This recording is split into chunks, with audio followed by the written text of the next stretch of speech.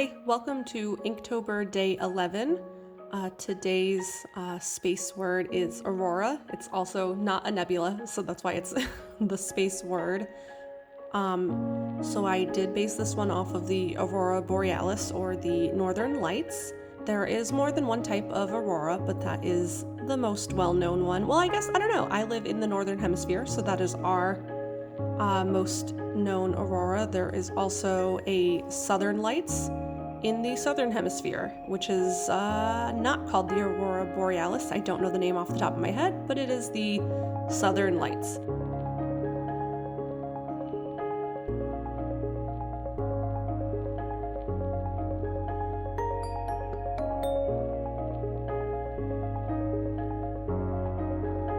So I did do this one for last year's Inktober, and I really loved it, but I also really didn't love it. I really liked the concept, and I really like how overall it turned out, but I really did, the hair came out very splotchy. I didn't quite know, I was using new paints, and it was just really hard to get the nice like blend and flow.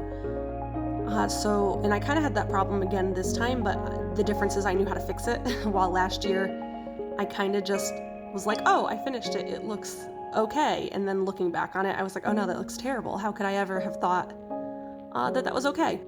But so I did it again this year, and I really like how it turned out. I definitely came across the same issues with the blending, but I knew how to fix it, and I knew how to get the colors to kind of flow a little bit better and not be as splotchy.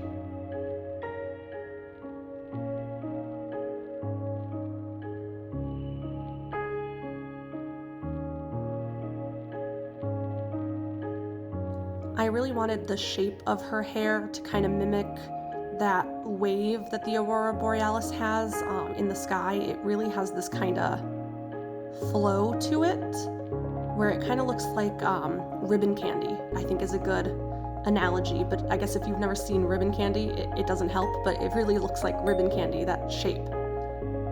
So I really wanted the hair to kind of mimic that, and I think I did a pretty good job.